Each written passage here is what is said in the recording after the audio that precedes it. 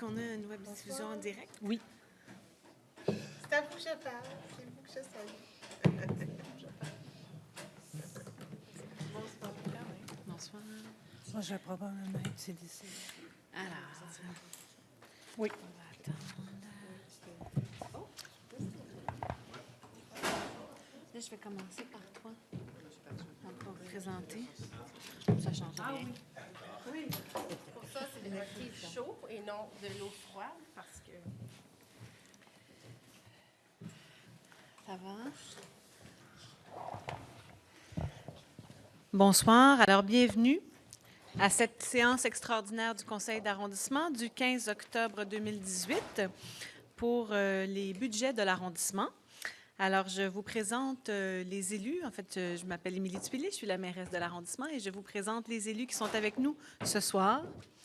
Alors, Monsieur Jérôme Normand, à ma droite, conseiller du district du Sault-Récollet. Bonsoir. Madame Nathalie Goulet, conseillère du district d'Annecy. Bonsoir. Madame Effie Gianou, conseillère du district de Bordeaux-Cartierville. Bonsoir. Et Monsieur Adrien Parizeau, conseiller du district de Saint-Sulpice, qui vient de courir combien de kilomètres? 5 pour s'entraide, donc c'est une bonne cause. Félicitations, merci de nous avoir bien représentés. J'allais le faire, mais. J'invite maintenant la directrice de l'arrondissement, Mme Michèle Giroux, à présenter son équipe. Alors, Michèle Giroux, directrice d'arrondissement et cheerleader pour Centraide. Je suis allée encourager nos troupes. Je suis accompagnée de Mme Lisa Siminaro, directrice greffe, performance et services administratifs, Mme Chantal Châteauvert, secrétaire d'arrondissement, et M. Mario Lavallée, chef d'équipe, conseiller budgétaire. Et je vais laisser mes collègues se présenter. Bonsoir, Gilles Côté, directeur du développement du territoire. Bonsoir, Dominique Paquin, directeur des travaux publics. Bonsoir, Jocelyn Gauthier, directeur culture, sport, loisirs et développement social. Alors, nous sommes aujourd'hui pour la séance du budget. Nous avons une présentation à vous faire. Il y a, comme à l'habitude, des documents qui sont disponibles à l'arrière que vous pouvez prendre. Et je vous invite maintenant tout de suite à aller au point 10.02 de l'ordre du jour. Alors, constater l'avis de convocation et adopter l'ordre du jour de la séance extraordinaire du Conseil d'arrondissement d'Annecy-Cartierville du 15 octobre 2018. Je propose. J'appuie. Adopter. Point 10.03. Alors, c'est la présentation du budget 2019 et du programme triennal d'immobilisation 2019-2021 de l'arrondissement d'Annecy-Cartierville.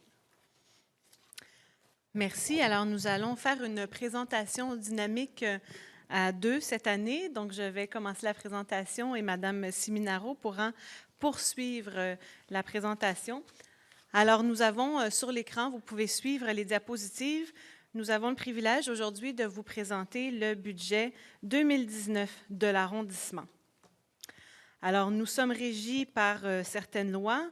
Donc, la loi des cités et villes 474.2 et le Code municipal 956 prévoient l'obligation pour le Conseil de tenir au cours de la période de l'adoption de son budget annuel une séance pendant laquelle les délibérations du Conseil et la période de questions doivent porter exclusivement sur le budget de fonctionnement ou le programme triennal d'immobilisation. Alors, nous sommes efficaces, nous faisons un 2 dans 1 ce soir.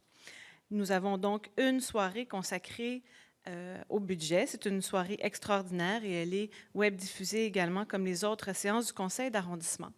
Vous verrez dans la présentation pour les habitués que nous avons grandement remanié la présentation budgétaire. Je remercie d'ailleurs Mme Siminaro et toute son équipe, M. Lavallée, qui est avec nous aujourd'hui. On a ajouté beaucoup d'informations qui est très utile pour tous. On a maintenant des présentations aussi de plusieurs années et à plusieurs reprises dans la présentation, vous verrez que pour l'année 2017, nous avons des chiffres réels aussi. Alors, je vous invite à passer à la prochaine page qui vous indique les processus d'adoption des budgets. Alors, aujourd'hui, nous sommes à l'adoption des budgets, autant le budget de fonctionnement que le programme triennal d'immobilisation pour l'arrondissement et c'est le conseil d'arrondissement qui le fait. Ensuite, nous allons les transmettre au comité exécutif de la Ville de Montréal et au cours du mois de novembre et décembre, il y aura l'adoption du budget de la Ville par le conseil municipal et ensuite par le conseil d'agglomération. Alors, quelques mots sur l'arrondissement d'Annecy-Cartierville. Ça vaut toujours la peine de se remémorer ce à quoi sert cet argent qu'on va vous présenter aujourd'hui. Un très grand arrondissement, très populeux, 134 000 personnes, 24 km². Alors, voyez à quel point on a des kilomètres de rues, 326 km à réparer, déneiger, 482 km de trottoirs. Il y a les infrastructures souterraines aussi, d'égouts et d'aqueducs, donc 357 km, 340 km. Nous avons 77 parcs dans l'arrondissement, ainsi que 79 installations, donc des bâtiments. Vous voyez, on serait une ville en soi. Nous avons 8 jardins communautaires, 10 jeux d'eau, 6 pataugeoires, 3 piscines, une intérieure, 2 extérieures, 2 arénas, 19 patinoires extérieures et 3 bibliothèques. Alors, entrons maintenant dans le budget de fonctionnement pour l'exercice financier 2019. Alors, qu'est-ce que c'est le budget de fonctionnement? Finalement, c'est l'argent de tous les jours qui sert aux opérations de tous les jours. Évidemment, c'est un budget équilibré. Nous devons d'avoir un budget équilibré, donc il faut trouver les revenus qui correspondent à nos dépenses pour offrir tous les services à la population. Alors, quel type de services? Par exemple, les opérations de déneigement, la collecte des déchets, du recyclage, l'entretien des rues, des parcs, des espaces verts, les services que nous rendons aussi dans les bibliothèques, les maisons de la culture, dans nos installations sportives. On a aussi les employés qui travaillent ici, par exemple, les employés qui travaillent au permis, les inspections, donc une longue liste d'opérations annuelles. Ce qu'on vous présente ce soir, c'est un budget équilibré de 56 706 000 $, une hausse de 1 378 600 $ par rapport au budget de l'année précédente, 2018. Les faits saillants, c'est la poursuite de la de la stratégie de la mise en œuvre de la réforme des financements des arrondissements, dont on a beaucoup parlé dans les dernières années, une indexation des transferts centraux de 1,5 %, l'indexation de 2 % de la taxe relative aux services et l'indexation moyenne des tarifs inférieure à 2 %. Il n'y a aucune augmentation pour les organismes locaux de sport mineurs et les usagers montréalais des bibliothèques. Donc, des services qui restent au même prix. Nous avons un plan stratégique à l'arrondissement présenté en février 2018 et nous visons améliorer en fait l'offre de services à la population. Et ce qui est inclus, ce qu'on a fait en 2018 et ce qui est inclus, donc qui revient en 2019, le programme de stérilisation des champs, le programme de subvention des couches lavables, la tenue de 2 séances itinéraires du conseil d'arrondissement, la protection, les mises aux normes et le développement des installations sportives, culturelles et de services, notamment la mise en œuvre du grand projet du Centre culturel et communautaire de Cartierville, l'amélioration des processus relatifs aux consultations publiques, la bonification du programme accueil et entretien dans les parcs, ce sont nos gardiens de parc, et la mise en place d'une équipe dédiée aux événements spéciaux et à la propreté dans les parcs. Alors, pour une suite de la présentation, je laisse la parole à Mme Siminaro. Alors, notre enveloppe budgétaire provient de 3 sources de financement. Premièrement, le transfert de la Ville-Centre. Le transfert de la Ville-Centre représente une partie des revenus perçus par la Ville-Centre redistribués aux arrondissements afin d'assurer les services de proximité. Nous avons en 2019 un budget de 47 493 400 $. À cet effet, je vous réfère à la page 12 du document de la présentation où on donne un exemple du compte de taxes d'un citoyen. Donc, quand on parle de transfert de la Ville-Centre d'une partie des revenus, vous pouvez vous référer au numéro 5, les taxes générales du compte de taxes municipales. Pour ce qui est des taxes relatives aux services, c'est l'espace fiscal qui appartient à l'arrondissement et qui est perçu par le compte de taxes. Donc, Mme Tuillier a mentionné qu'il avait une indexation de 2 %. À la page 12, toujours, du compte de taxes, vous pouvez voir à l'élément numéro 8, où ce qui est indiqué, les taxes relatives aux services sur votre compte de taxes. Qu'est-ce qui est important aussi de mentionner, c'est qu'on a une indexation de 2 % des taxes relatives aux services. Cette indexation-là, on l'a depuis plusieurs années. Comme arrondissement, on pourrait augmenter cette taxe-là pour différents besoins, soit équilibrer notre budget ou pour consolider l'offre de services, mais l'orientation de l'administration municipale ici en arrondissement est seulement que l'indexation.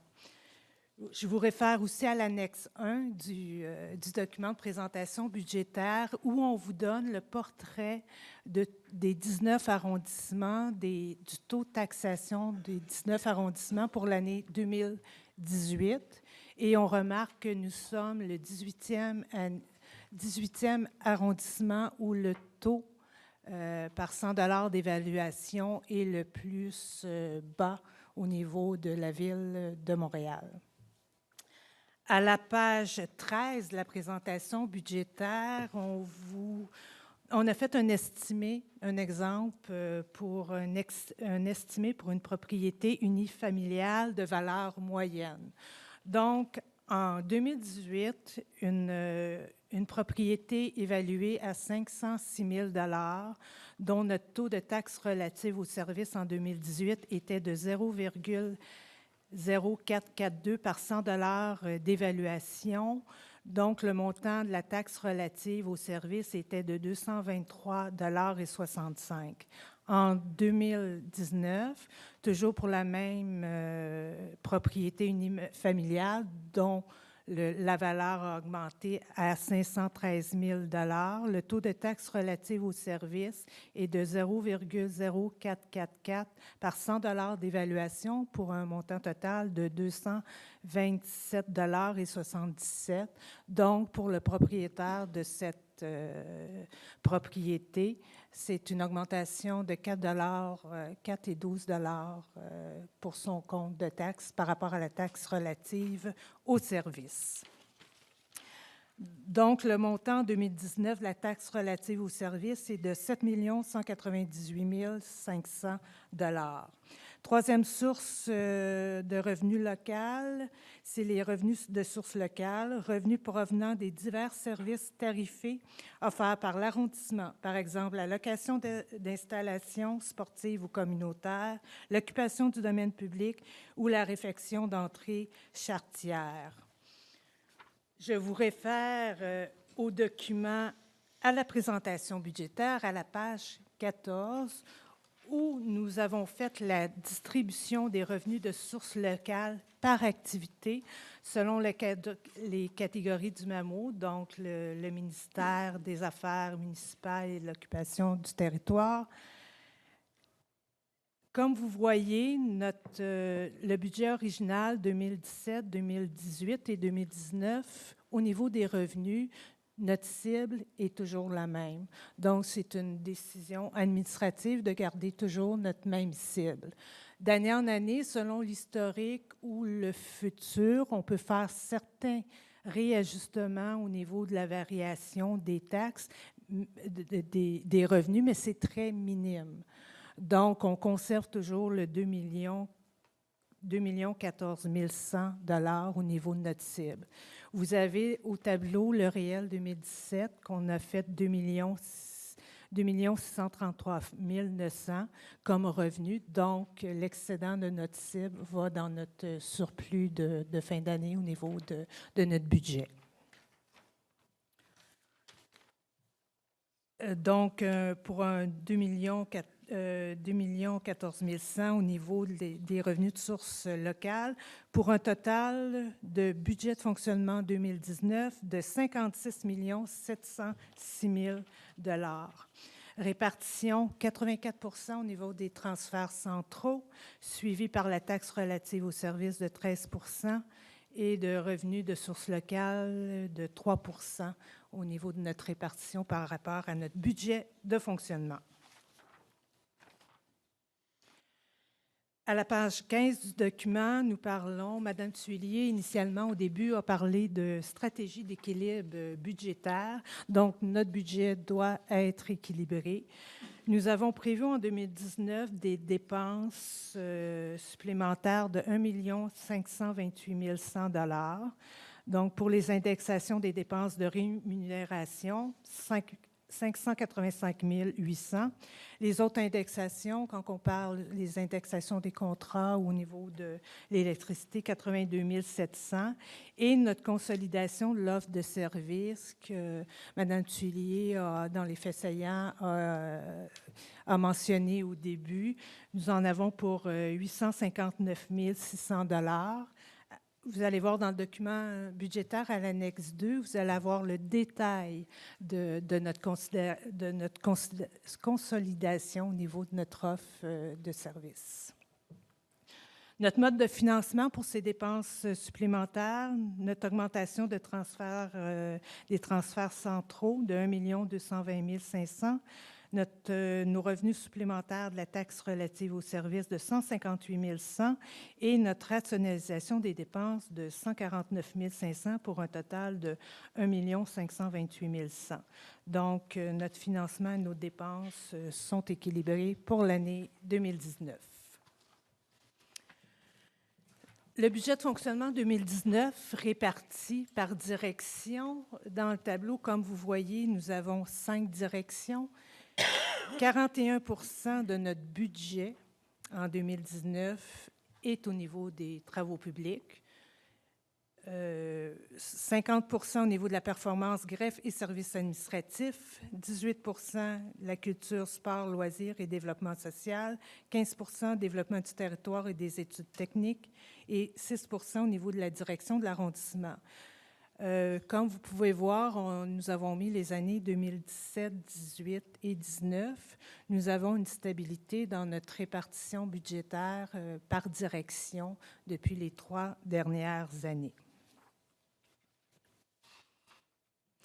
Au niveau des organigrammes, on parlait de la répartition du budget. Nous avons une direction d'arrondissement et 4 directions en arrondissement, donc 418,3 personnes au budget, réparties par direction, division et section. Donc, M.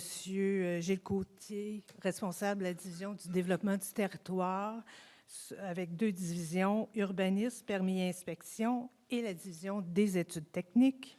Au niveau de la direction de M. Gauthier, de la culture, des sports, des loisirs et du développement social, 2 divisions, la culture et les bibliothèques, et la division des loisirs et du développement social. Rattaché aussi des sections au niveau des installations et des bibliothèques. Division des travaux publics, Monsieur Paquin, 2 divisions, division des parcs et division de la voirie. La direction de la performance, greffe et services administratifs, la division du greffe, performance et informatique, la division des ressources humaines, et nous avons aussi les activités des ressources financières et de la gestion immobilière. Et la division relations avec les citoyens et communication qui sont reliées directement à la direction de l'arrondissement. Quand on parle de 418,3 personnes année, la répartition des effectifs par direction, vous allez voir que de 2018 à 2019, nous avons une variation dans les effectifs de 7,6 personnes année. On parle toujours initialement, Mme Thuillier j'en ai parlé au niveau de consolidation de l'offre de services. Donc, l'augmentation des effectifs sont reliés à tout ce qui est la consolidation de l'offre de services. 1,5 de personnes additionnelles au niveau de l'équipe dédiée événements spéciaux, travaux publics, la prolongation du projet accueil entretien des parcs à la direction des travaux publics, l'agent de liaison aux bibliothèques à la direction de la culture, sport, loisirs et développement social, consultation publique, une priorité de l'administration en arrondissement, des élus, alors un ajout de poste, et tout ce qui est le centre communautaire et culturel Quartier-Ville, le développement de ce beau projet-là, 2 personnes additionnelles dans l'équipe administrative dans ma direction. Et je termine ma partie en vous parlant, je ne passerai pas à travers le tableau des dépenses par activité selon les activités du MAMO. Je vais faire plaisir sûrement à M. Larocque avec ce tableau-là.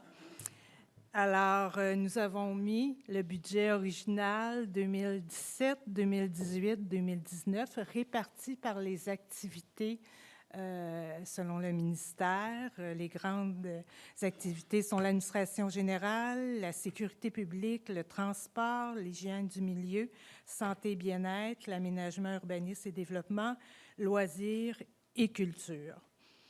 Une augmentation en 2019 du budget des dépenses de 1 378 600. Donc, ça a été réparti dans les différentes catégories d'activités. Vous remarquerez aussi que nous avons une stabilité dans la répartition des dépenses par activité. Quand on parle de 2017, 2018, 2019, les pourcentages reliés dans chacune des activités restent les mêmes. Et les variations que vous trouvez en 2019 concernent les indexations par rapport au salaire, à la rémunération et notre consolidation d'offres de services. Merci. Donc, nous avons maintenant terminé la présentation du budget de fonctionnement, qui, je vous le rappelle, c'est le budget pour les opérations courantes annuelles. Nous entrons dans maintenant l'état des réserves de l'arrondissement, puisque à l'arrondissement, c'est comme si on avait un compte de banque. Donc, au fur et à mesure des années, on a engrangé quelques surplus. Et ce sont nos réserves. Alors, nous vous avons mis l'état de nos réserves à 3 moments clés, donc au 31 décembre 2016, 2017. Et évidemment, pour 2018, on vous les met à ce jour aujourd'hui. Nous avons 5 réserves différentes: développement, déneigement, immobilière, santé et sécurité au travail et imprévu. Et donc, vous voyez qu'au fur et à mesure des années, nous sommes passés de 8,5 millions à 10,7 millions. Nous en sommes en ce moment à 12,1 millions de réserves. Donc, au niveau du déneigement, ça représente environ la moitié de notre budget de déneigement de l'année. C'est ce qui est recommandé par la Ville. Nous suivons vraiment les recommandations de la Ville, ce qui nous permet d'avoir de l'argent pour les imprévus, évidemment, santé, sécurité au travail. La réserve immobilière, 2 millions de dollars. On a beaucoup de bâtiments, de projets de bâtiments et développement. Donc, évidemment, il y a beaucoup de projets de développement dans l'arrondissement. Nous avons une réserve de plus de 6 millions de dollars pour ce type de projet-là. Et que faisons-nous avec ces réserves? Alors, la page suivante vous montre ce qui a été fait avec les réserves dans l'année 2018. Donc, au 31 décembre 2017, nous avions 10,7 millions. On a fait un surplus de gestion au budget 2017 de 2,85 millions. Donc, on est arrivé à 13 millions au début de l'année.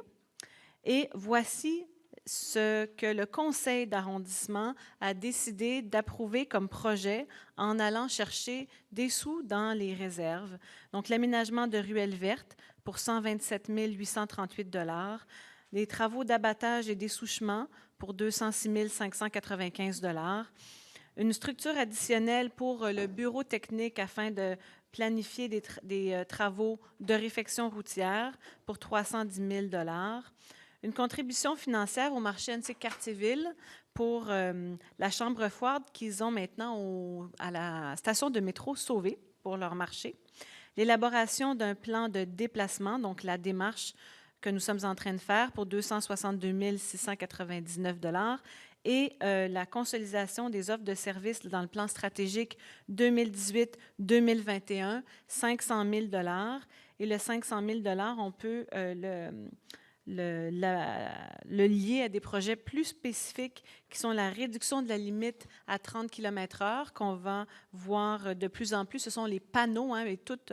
la mise en œuvre de la diminution des limites de vitesse avec les panneaux dans les rues. La planification, le développement et l'optimisation des bâtiments communautaires et culturels de l'arrondissement, notamment, on en reparle, le centre communautaire et culturel de Cartierville, l'édifice Albert Dumouchel aussi, où est la bibliothèque ONSIC et la Maison de la culture. Également, l'amélioration des processus de consultation publique. Donc, ces 3 grands projets-là pour 500 000 $. Nous avons aussi à l'arrondissement ce qu'on appelle un programme triennal d'immobilisation. Ce sont nos investissements. Et ils sont sur 3 ans. Alors, le PTI, c'est les investissements que nous désirons réaliser dans les 3 prochaines années. Évidemment, on revoit chaque année les priorités d'investissement, mais on se donne quand même un air d'aller sur 3 ans pour voir venir les dépenses. Pour faire les investissements, nous avons plusieurs sources de financement, les emprunts, les programmes de la Ville-Centre que nous cherchons toujours à maximiser, les subventions que nous allons chercher auprès d'autres partenaires que la Ville, les réserves financières de l'arrondissement aux besoins et la taxation locale aux besoins, mais ça, on ne l'a pas utilisé cette année, ni dans les dernières années d'ailleurs. Alors, pour le réseau routier, il y a un état des chaussées qui existe, un état de dégradation des rues et des infrastructures souterraines que sont les égouts et l'aqueduc. Et donc, la planification des travaux est effectuée en coordination avec les différents services de l'arrondissement, mais aussi les différents services de la ville-centre. Pour les aménagements dans les parcs, nous tentons de plus en plus, c'est la volonté de notre administration de tenir des consultations publiques avant de faire des travaux. Alors récemment, il y a eu des consultations publiques dans les parcs, en fait pour les parcs ONSIC, Nicolas-Viel, des Hirondelles, qui ont permis de voir les différentes étapes de la planification, quelles étaient la volonté des usagers de ces parcs. Nous sommes aussi dans une démarche et en consultation publique très bientôt pour le premier plan directeur des parcs et des espaces verts de l'arrondissement. Et ça va nous servir à voir l'ampleur des travaux à faire dans les parcs, mais aussi à prioriser les interventions dans les prochaines années. Nous avons aussi l'amélioration des bâtiments culturels et communautaires de l'arrondissement. Nous en avons plusieurs, mais évidemment, les plus importants pour les prochaines années, d'entre le Centre culturel et communautaire de Cartierville, l'édifice Albert Dumouchel et plusieurs chalets de parc. Alors, nous recevons une enveloppe de la Ville-Centre de 21 339 000 $ pour 3 ans qui sont répartis équitablement, même également, pour les 3 années 2019, 2020 et 2021. Donc, ça donne 7 113 000 $ par année. Nous avons réparti cet argent avec les proportions suivantes, donc 35 % en protection des bâtiments, 34 % pour la réfection routière, 29 % pour l'aménagement des parcs et 2 % pour le mobilier urbain. Et en complément de ce budget d'immobilisation, il y a environ 17 millions de $ d'investissements supplémentaires qui sont prévus dans différents programmes de la Ville-Centre, notamment pour le réseau routier et pour l'amélioration des parcs, qui va venir augmenter le niveau d'investissement cette année dans l'arrondissement. Donc, nous avons ici ce que nous allons adopter très bientôt, le programme triennal d'immobilisation de l'arrondissement 2019, 2020, 2021. Donc, vous voyez qu'il y a 3 ans. La ligne en bas, on voit bien que le total par année est le même pour un grand total de 21,3 millions de $. Les montants sont sensiblement les mêmes année après année parce qu'on se base sur les pourcentages qu'on a donnés à la page précédente. Donc, pour le programme d'aménagement des parcs, 2,3 millions, 2 millions par année. Protection de bâtiments, ça tourne autour là, de presque 3 millions à 2,6 millions en fonction des différents projets qui vont aller dans les différentes années, les 3 années subséquentes. Le programme de réfection routière, autour de 2,4 millions de dollars par année. Et le programme d'achat de mobilier urbain, 150 000 dollars par année. Donc, quand on achète des poubelles, des bancs et des racks à vélo, par exemple. Nous avons prévu cet argent en considération pour 2019 des sommes que nous allons recevoir de la Ville-Centre. Donc, on vous disait tout à l'heure qu'on avait augmenté l'équipe pour planifier les travaux routiers. C'est que nous, on prévoit 2,4 millions de dollars en arrondissement, mais on pense recevoir de la Ville-Centre autour de 15 millions de dollars, pour un total que pour 2019 de 17,4 millions de dollars pour la réfection routière. Pour le programme d'aménagement des parcs, en plus de notre 2,3 millions de dollars cette année de l'arrondissement, nous pensons recevoir 1,9 million de dollars de la Ville-Centre pour réaliser notamment des travaux au parc Nicolas-Viel. Le programme des bâtiments, 2,2 millions et le programme d'achat de mobilier urbain, 150 000 dollars pour un total cette année de 24 millions de dollars. Donc, on passe d'un 7 millions de dollars à 24 millions de dollars en ajoutant les programmes de la Ville-Centre en 2019. Et ça, c'est l'argent qui est vraiment géré par l'arrondissement. Ça n'inclut pas tous les travaux que la Ville vient faire dans notre arrondissement. Donc, par exemple, des travaux qui seraient faits au centre sportif Claude Robillard, qui appartient à la Ville, ou les travaux, par exemple, sur Laurentien-la-Chapelle, des grands travaux routiers qui sont vraiment à la charge de la Ville. Donc, il y a beaucoup plus que 24 millions de dollars qui est investi en tout et partout par l'arrondissement et la Ville dans notre arrondissement. Alors, voici pour la fin de la présentation. Nous avons aussi des annexes qui ont été présentées verbalement tout à l'heure, qui sont dans le document. Alors, je vous propose maintenant de passer au point 10.04. Alors, c'est la période de questions du public. La période de questions est d'une durée de 60 minutes. On vous demande de vous présenter au micro et de donner votre nom ainsi que le nom de l'organisation que vous représentez s'il y a lieu. Les questions doivent porter exclusivement sur le budget de fonctionnement 2019 et le programme triennal 2019-2021. On vous demande également de vous adresser à la présidente, Mme Thuillier, qui redirigera vos questions au besoin. Merci. Alors, est-ce qu'il y a des questions dans la salle? C'est le moment.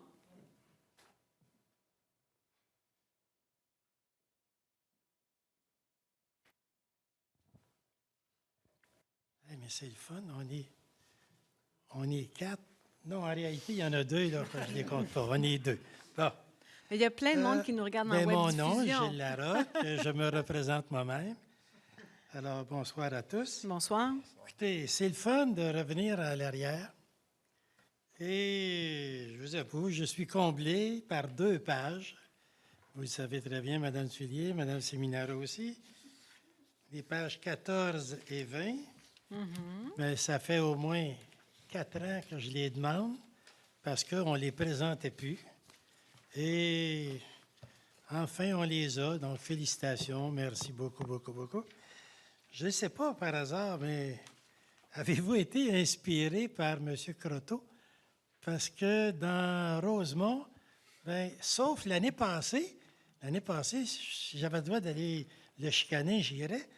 Mais les autres années, il nous a toujours présenté ses résultats et son budget par les affaires du Est-ce qu'on dit MAMO? Ben non, Mamotte, là, je ne sais pas. MAMO. Mais en tout cas, mais là, écoutez, merci. Il n'y a rien, puis c'est un beau budget. Écoutez, il n'y a pas de gros changement par rapport aux années antérieures. Donc, merci beaucoup.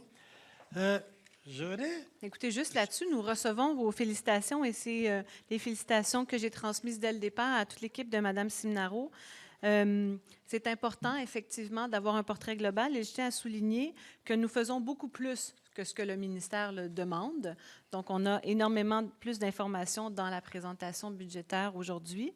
Et C'est important et on va continuer. Et oui, on a suivi les meilleures pratiques à Montréal, notamment l'exemple de Rosemont, puis on a ajouté notre touche personnelle aussi pour refléter la réalité de Mais ces ces deux pages-là, essayez donc d'insister, si vous avez du pouvoir, pour que les 19 nous le donnent. Parce que déjà, moi, j'avais des beaux tableaux Excel, là, des 19 arrondissements d'un bout à l'autre, puis là, j'étais bloqué, je ne pouvais plus. Juste un petit détail. Je n'avais pas le droit de m'adresser à elle. Mais oui, félicitations, mais on m'a toujours dit qu'il faudrait que je m'adresse à vous. Alors, on l'avait transféré, bravo. Une petite question là, qui n'a pas d'affaire là-dedans, mais ça m'intrigue. C'est quoi les chiffres à gauche? C'est-tu des codes? Juste nous dire à quelle page, Vos s'il vous plaît. indices comptables, c'est quoi ça là? C'est à quelle page, s'il vous plaît? Ah, c'est la page 18, là, dans la direction. Il y a 560, 200, 560, 600. Oui. Madame Siminaro? Allez-y. 56, c'est l'appellation, c'est le numéro de l'arrondissement. OK. 02, c'est la direction administrative, donc c'est l'unité administrative C'est au ça, niveau OK. des chiffres. C'est des codes qui n'ont pas Oui. d'affaires dans le décor, là, mais qui sont là, OK. Bon. Qui ont d'affaires, mais qui... Oui, mais pas On vous pour donne nous autres. toute l'information, vous. M. Larocque. Pas pour nous autres. OK. Je voulais juste ajouter une petite chose, là. Si j'ai bien compris, dans les réserves, ça, c'est invoqué en date du 31 octobre, là. Du 15 Mais octobre, vous avez oui. pris, est à quelle page, les réserves, là? À la page 21. Non. 21 ou 22, là, selon... Oui, bien, c'était à 22 que je voulais, là. Le 2 855 000, c'était la dernière ligne de notre budget, c'est-à-dire de nos résultats de 2017, Exact. que vous avez versé au mois de mai, juin, quelque chose de genre, dans les réserves. OK. Exact. Bon.